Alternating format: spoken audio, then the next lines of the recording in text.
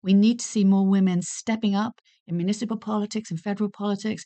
We need to see it. We look at that Valiant Memorial, which is in Right. Ottawa, and it's dedicated to 14 people who have done valiant things in history. 2 of them are women. That's it. One is her.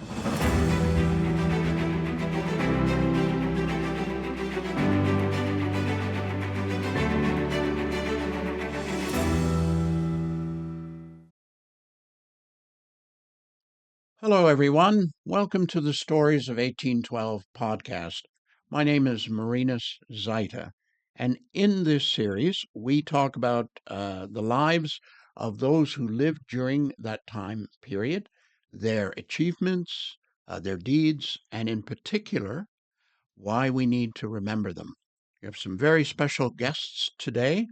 Our guests are Caroline McCormick and Barbara Worthy. Caroline is president of the Friends of Laura Secord and the Laura Secord Foundation, and she has been involved for, I would say, at least 2 decades now in the preservation and say, bringing to the public the deeds of Laura Secord. And we'll learn more about that in just a little bit. And also Barbara Worthy. Barbara, I don't know where to stop on your resume, but at least we could say you are a creative producer and writer. You've been very active in the Shaw, CBC Radio. You yourself, I believe, were an actor and director. And we're going to leave it to the show notes that we're going to put on with this broadcast to try and capture all of that.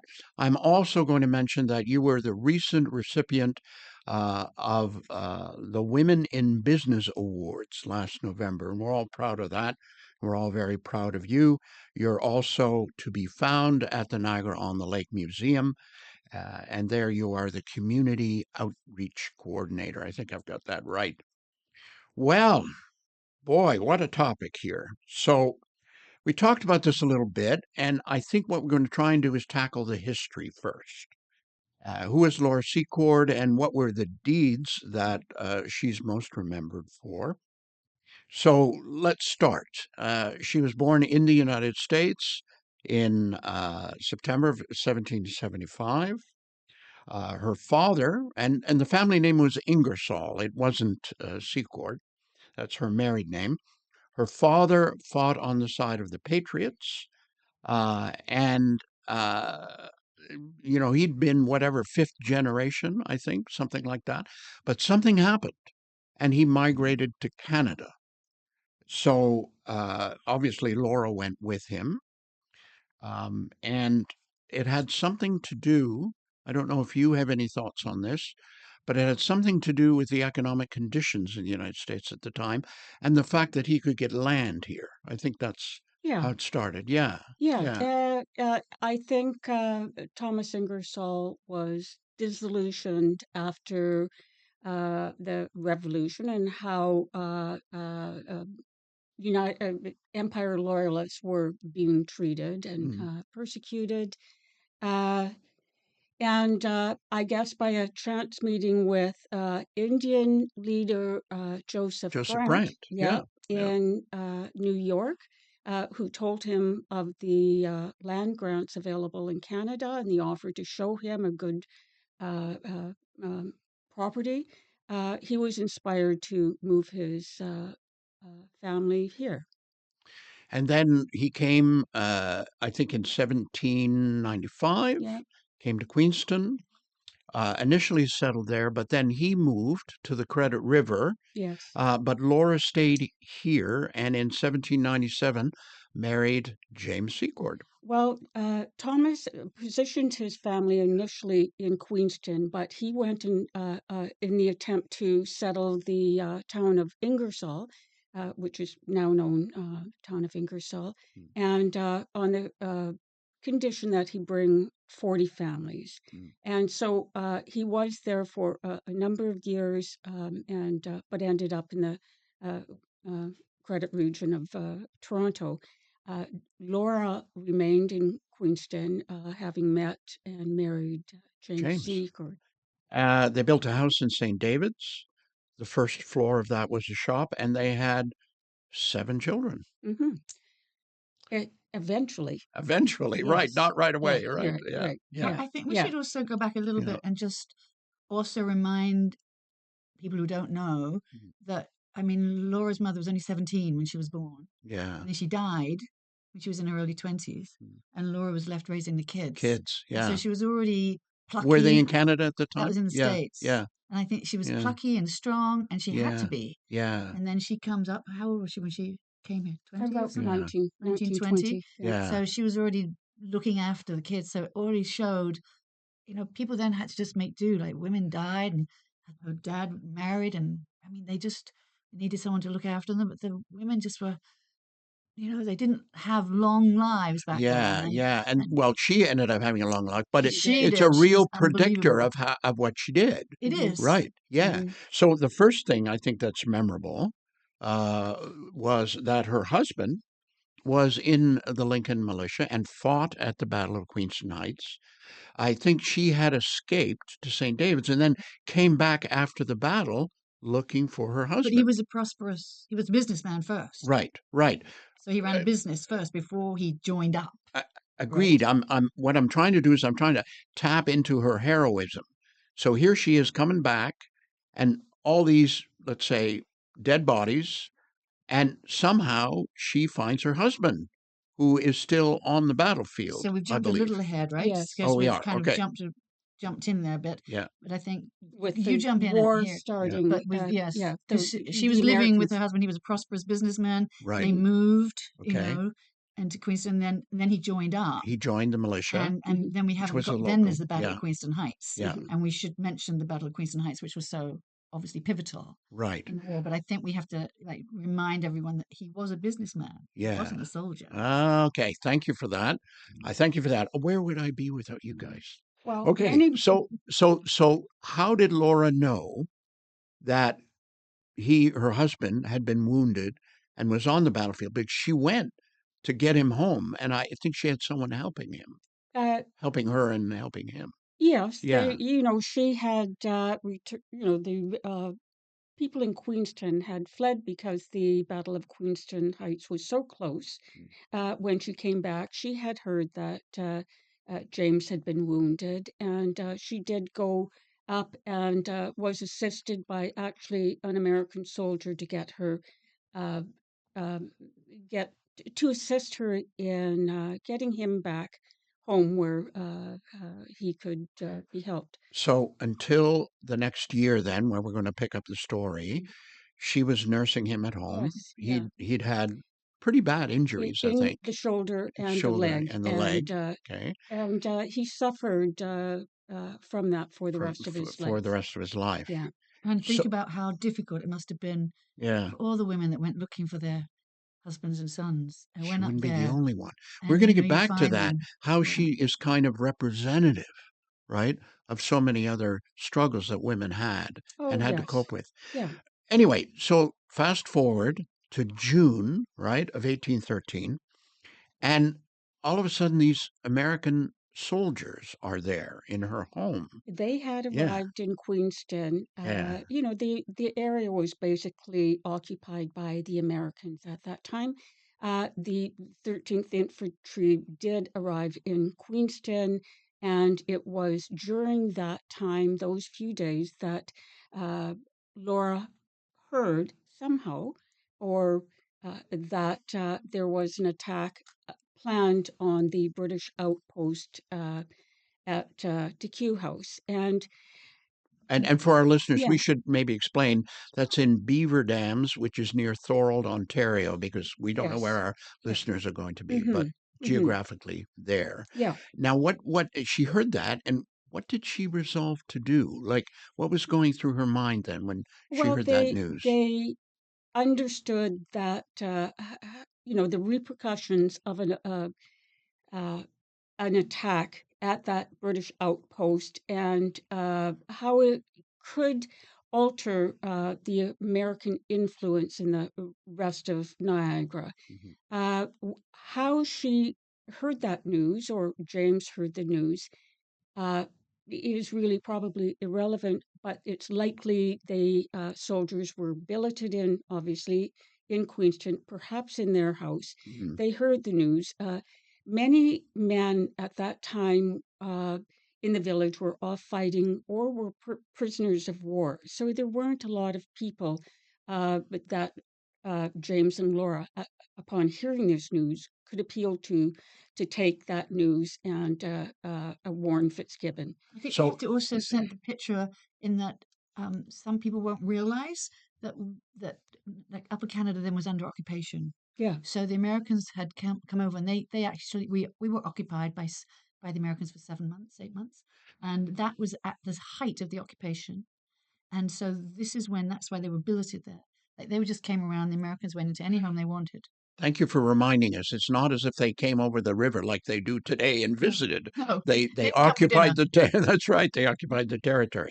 Now, what did she resolve to do, and what did she do that's so I important? believe she and Yeah, James would have discussed, yeah. and obviously he was unable to undertake a journey like that because of his injuries. So it was determined that Laura would go. She'd leave her wounded husband and her 5 children at that time. She had 2 more after her walk.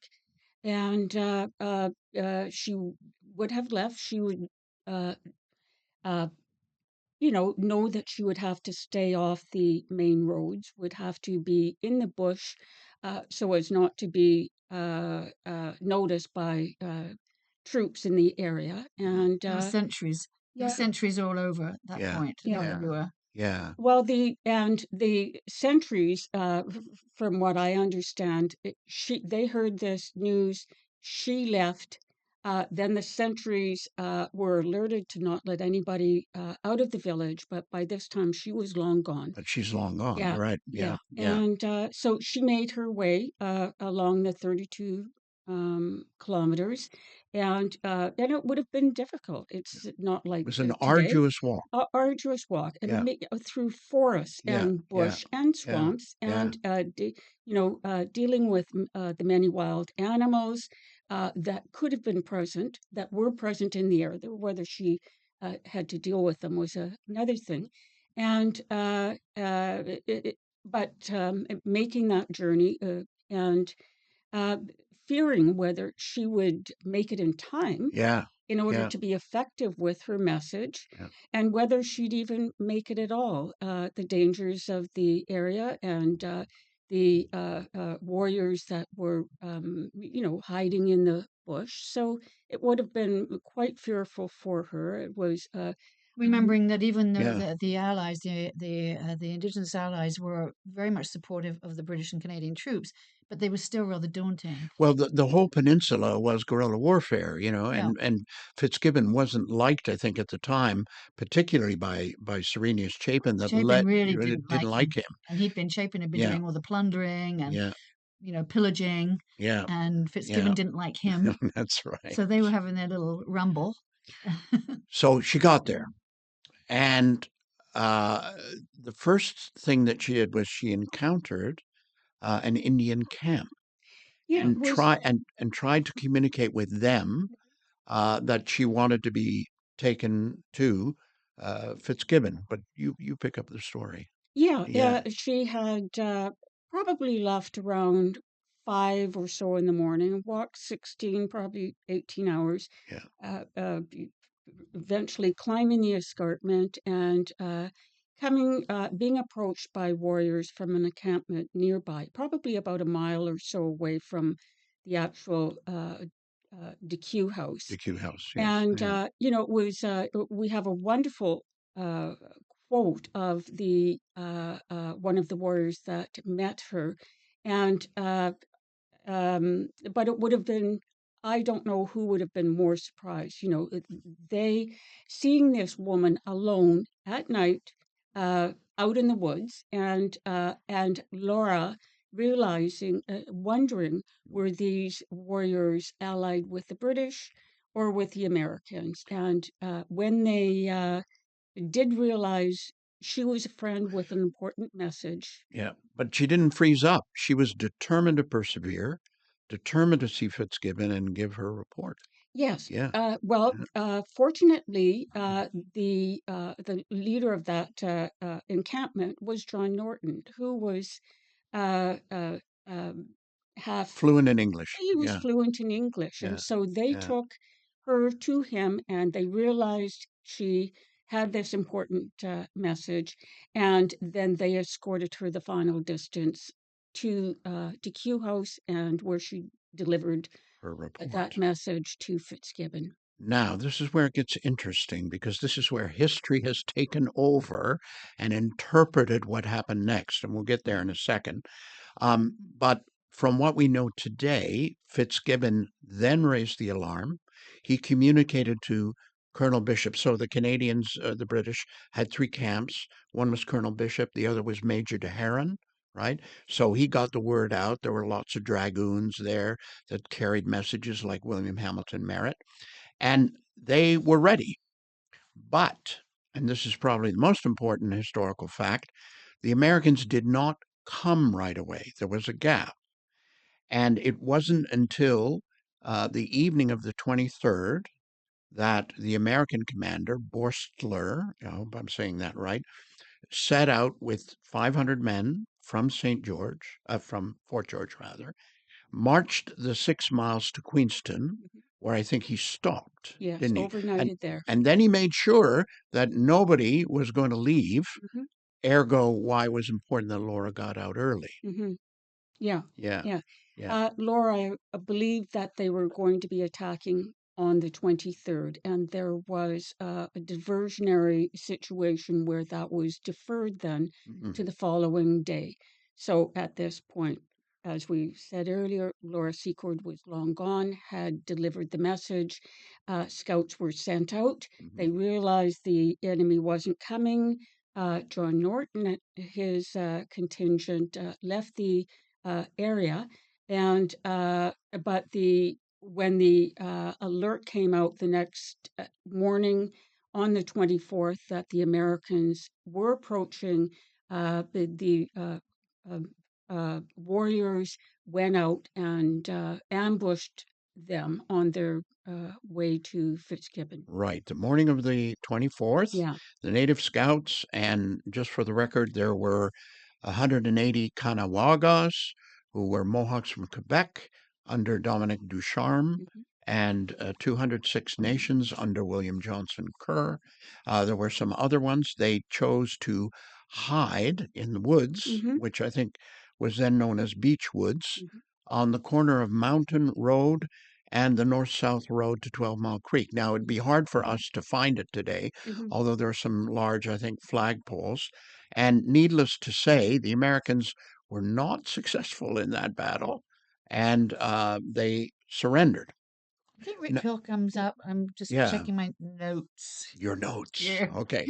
I because I thought that Rick gave quite a breakdown on who the indigenous Yeah, groups were, yeah. and his notes say there was 400 I indigenous get warriors I there. when I add these, I get a little over 400. Yeah, Yeah, yeah, 465, he yeah, says. Yeah. yeah. um, and roughly 500 Americans. But it was, I think, a couple of things that were significant. The natives did not fight in lines, which was the traditional warfare at the time. They were in the woods, and I think the Americans were caught out about how they could respond, and they had to try and flush these native groups out. They were unable to. It was getting up to the point of 80 killed, and without getting into too much detail, because I know we're going to have 1812 war fans watching this, Fitzgibbon rode up and got the surrender. Right then? Um, Did he yeah, ride up and get the surrender right then? yes, I not don't right remember. away. There was a back and forth. There was a Colonel Andrews, I believe, that was Borsler's right hand man, Yeah. and they all opted, Borsler and his troops, right, agreed to surrender. I don't want to get stuck there. We can mine it more. Mhm. I want to make sure our friend Laura is the end of the story. And so good. I'm sure we'll get some email on that about the accuracy of our story of the Battle of Beaver Dams. But I think needless to say a couple of things. First, Laura was not mentioned in the report of the battle. She was not given credit. The British military usually did that, right? At the end of a battle, and say, thanks to so-and-so. When Norton participated in the battle, he was given credit. So that was the first thing. The second thing is that nothing really happened to honor, to respect her contribution for a long time. And let's quickly go over that because, it has a happy ending if we like. Because initially, after the War of 1812, Laura and James were not in a good situation.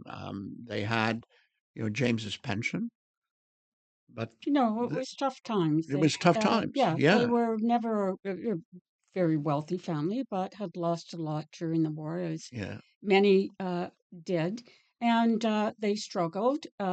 Laura and Laura didn't talk about her efforts very often initially, and she had American family. yeah. They didn't know the results of the war at that time. There was so it was she was protecting her family and not elaborate elaborating on her efforts.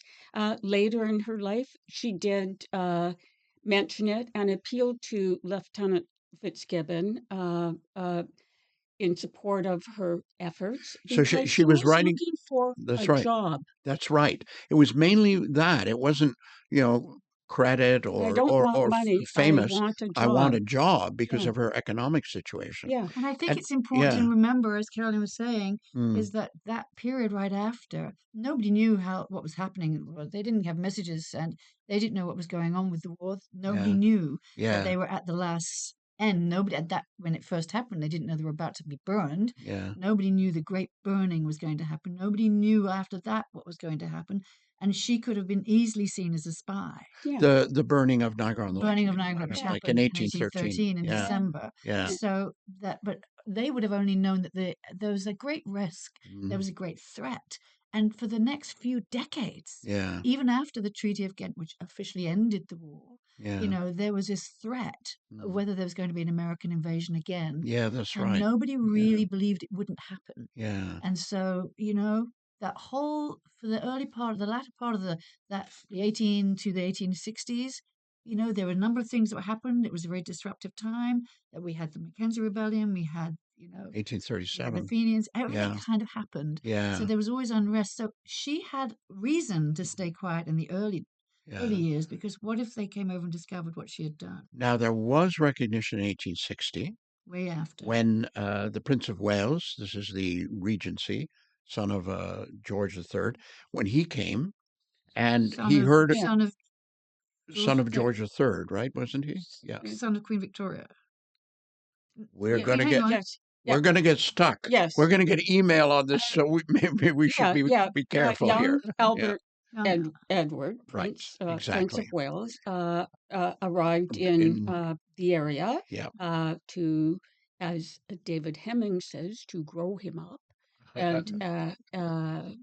But so, but at a commemoration of the War of 1812 that was held at Queenston Heights, on the list of veterans that had fought, right. Laura, he noticed Laura Secord as the This is sole, 1860, right? yes, Yeah. as the 60. sole Yeah. female Yeah. on that list. Ah, And okay. uh, the Laura followed up with an intercessory with Hmm. a letter for him to give to his Yeah. mother, Queen Victoria, uh, stating her service to the crown. And she was later awarded some funds which help her live the rest of her life. Now, she died 8 years after that in Yeah, 1868. She was 93. mhm. And Amazing in that period. It is. yeah, it is Astonishing. Yeah, astonishing. I mean, she had the strength of character, fortitude, courage that just kept her going, yeah. you know? And her husband had been long And her gone. husband, he died of a stroke in 1841. So she was So on her own for for many for years. many Yeah, years. Now, without a pension.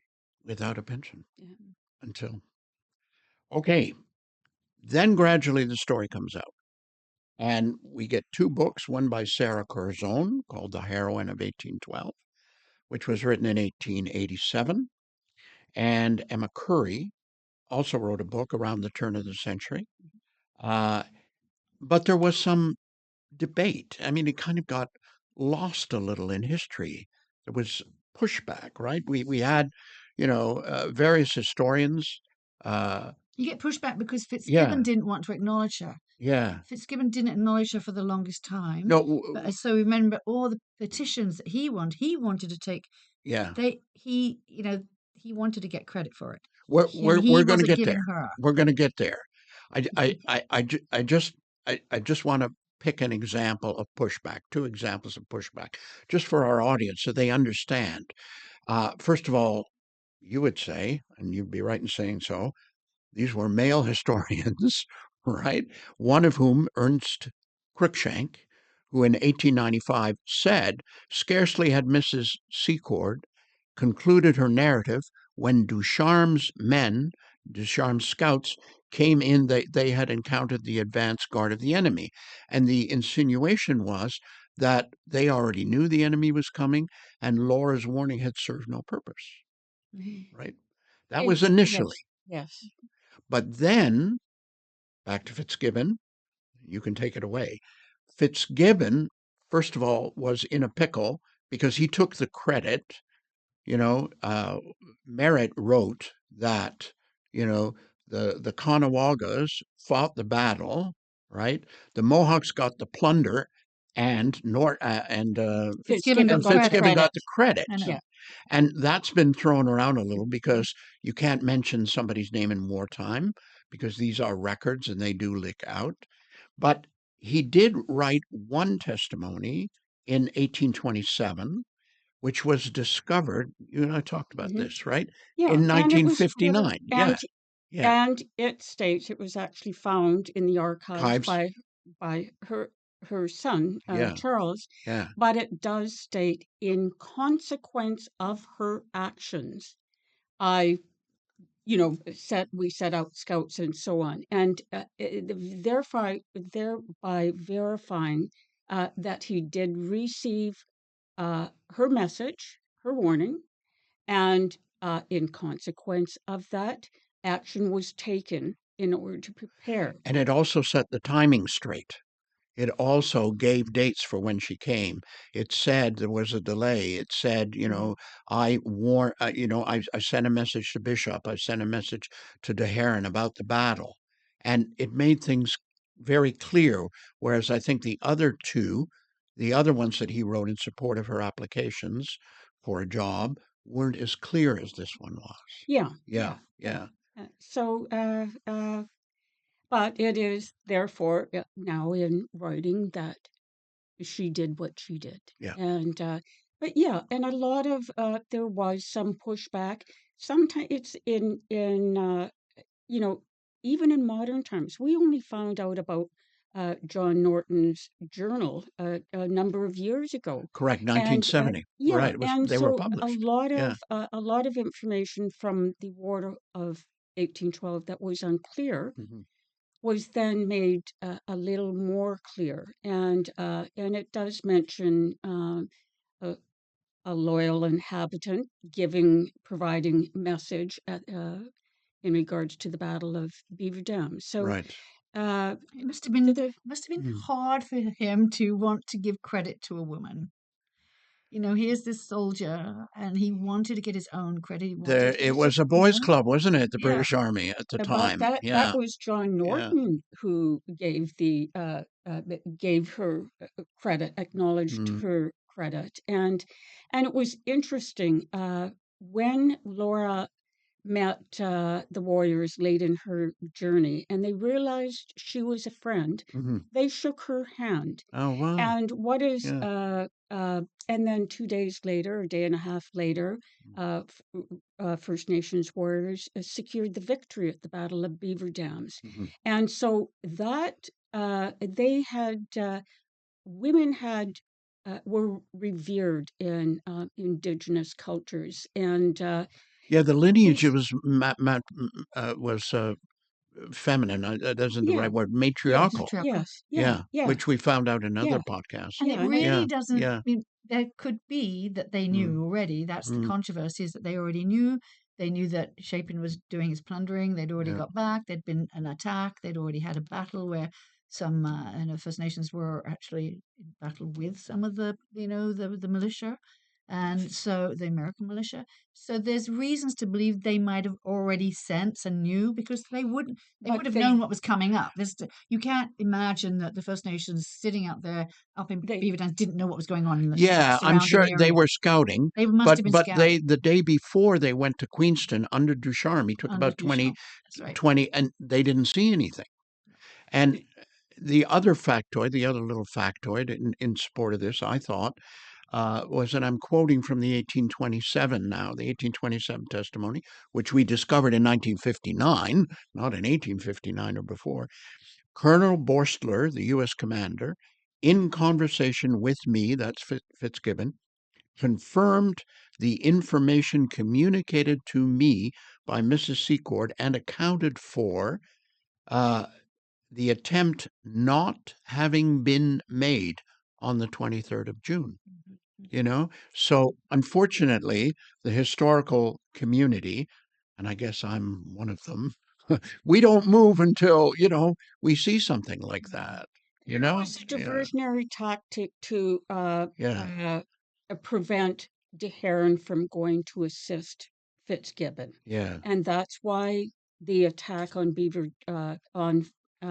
House was deferred one day. Mm, It's mm, good. It's good, mm, Carolyn. Yeah. It is. yeah. Well, Yeah. that's what happened. So Just to the go ahead. No, I was just going to say, just to quote from one other historian, J. McKay Hitzman, who some people say, the historians I've spoken with, regard him as still one of the best War of 1812 historians. He wrote The Incredible War of 1812. He took as factual the warning given to Fitzgibbon on June the 22nd, based on the evidence. And he was a military historian and he worked at the archives. I So think there we go. that a good Yeah. soldier would take all the messages he received and put it all together. Well, we Why need wouldn't you he? helping out on the battlefield Like, next why time, wouldn't I he? think. And that would be the most important thing, is to look at everything. Yeah. And I think that he could not deny. The fact is, as Yeah. Carolyn has said many times, you can't deny this woman made this treacherous journey And I hope, and used indigenous trails to get there, yeah, and yes, used indigenous help to yeah, and get yeah, the message to yeah. them. There yes, is but no doubt she did yes, that. And yeah, that's right. And yeah. she did the walk, and she delivered the message. Perhaps a few people have said they already knew. Well, that's controversial. And I would, from the information that I have, is that uh, Laura was the first to deliver that, because nobody else knew about it, because the sentries had blocked off anybody from leaving Leave Queenston Queenston, right. Yeah. after the orders were given, but Laura was already gone. Already gone. So Very good. she got Yeah. there first, and yes, scouts went out, and yes, they let people know that the Americans were coming. Mhm. They didn't come for a But day later, that's right. but Yeah. so there's there are people that are trying to say, well, the First Nations knew first, but I think the facts currently known It goes up to is Fitzgibbon. different. He should have gone. He should have Yeah. totally acknowledged her But many years earlier, and he was still, in what I think, he just wanted to preserve his own Well, you could reputation. argue he did in 1827, but He did, somehow that thing disappeared. but that was a long time after when you Yeah. think about it, even Yeah. then, right? So 10 years. We can't undo history, but we can talk about the present. And you have been involved, both of you actually, have been involved with her legacy. Tell us a bit about that, and tell us how you feel about her legacy. Oh, I am very familiar with the Laura Secord story, and when the War of 1812 excitement started to emerge in the area, I was wondering if anybody was going to be including Laura Secord in the commemoration, and as it turned out, there was not. And so I felt compelled, for a number of reasons, to ensure that she too got her due Or do. as a woman Right. who made a major contribution to Canada's history through her efforts of her walk during that incredible war. Yeah. Yeah. And we, She represents all the determination and Very good. fearlessness Yeah. and courage Yeah. of all the women who were Yeah. left there to fight on their own, to run the farms, to look after everything. And they dealt with the plunder and the pillaging of all those soldiers, how terrifying that must have been. She had her husband there, but he was unable to help because of Yes. his injury. But Yeah. I think this is when Caroline should And tell also, them they don't why. make the battle honors. Tell them why. Yeah. He doesn't. He tell them now. You have to tell him now. Now we're going Tell to him finish why. soon. Tell him why. we tell him, Tell everybody why. why? Because who you are. Oh, Now we're going to okay. let the secret All out. right. Okay.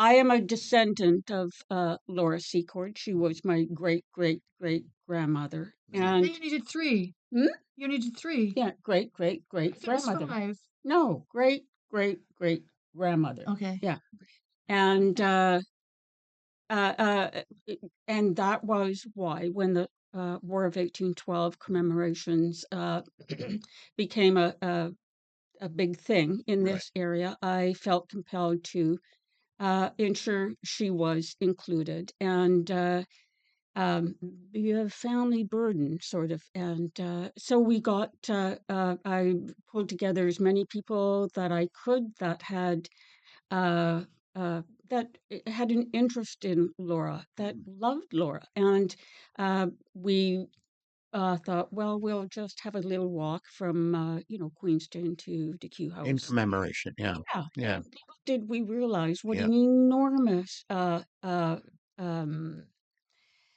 project that would become. It took us 2 years to establish a trail, so we knew where we would be taking people, and we worked with trail experts and Various and levels of government. historians. Yeah. Indigenous helpers Yeah. Yeah, and knowledge Yeah. keepers. yeah, Everyone who had a yeah. Alan could see Hughes the house. from Brock Brock University, University. who Yeah. had studied her trail for 20 years, and fortunately, he was still alive at that point to be able to guide us in determining the trajectory of her trail. And,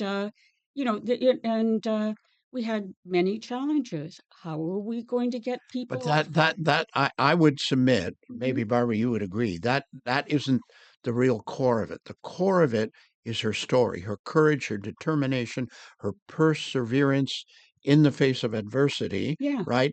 And I'm sure there were times when you were fighting uphill. She was always And fighting uphill, and she yeah, was very much like a great, great, great grandmother. you Caroline live was up to not. her name. She Yeah. did, and Yeah. everyone knew that. No, Yeah. Everyone knew that when it, Caroline came into the room. it You're not going to stand a chance against this. She came in with all guns firing, and she got amazing things done. She probably won't tell you as much as she actually did, but it was astonishing what she did to bring Laura's memory out, because she uh, did it was a bring her combined life. force of the Friends of Laura Secord. But uh, the what she represents, the courage, the determination, fortitude, going the extra mile for something important, that you too, can make a difference, and step by step. So there were so many.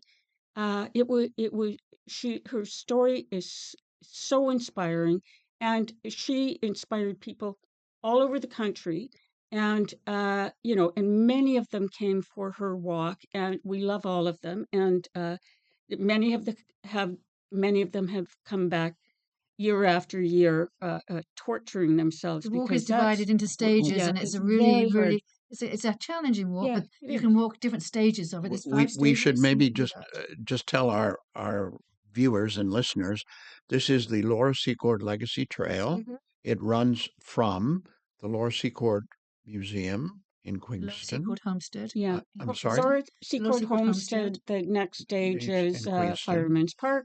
The next stage, landing stage, is Niagara College, then Rodman Hall, then Rotary Park in St. Catharines, and then arriving at DQ House. Crossing And 12 Mile Creek. yeah, 12 yeah, Mill Creek. yeah, And over the yeah, years, thousands have done this. yeah, Have done the walk. absolutely. And come Yeah. back year after year to do it And again. I think our message today is she's been such an inspiration Yeah, yeah, to I would I mean I'm not one, yeah. but It is.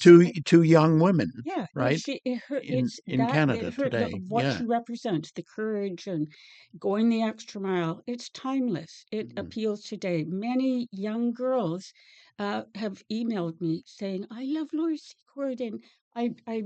So they are still affected today by the power of what she did when she didn't want to do, when she didn't want to do it, but she needed to. Because Isn't that if yeah, you're living out west, I was living yeah, out west when I first came to Canada, yeah. and it has to be said that not many people knew who Laura Secord was. She was a face on a chocolate box, and therefore it was mandatory that the Friends of Laura Secord spread the message across Canada, Mm. because she was a national heroine and a woman to represent, as we've said over and over, determination, 1 foot forward, and we need more female Yeah, people of history, and I think what was really important is that the Friends developed a program where schools across the country could instigate taking a foot.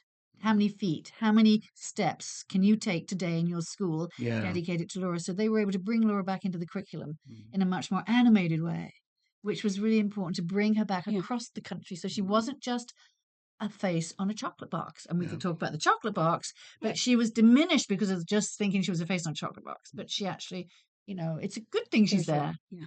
And the stories that her story can tell. For instance, the First Nations story. I didn't know the importance of First Nations Who won the contribution battle? Who won to the the battle? Won the Yeah. war. Yeah. their contribution to Yeah.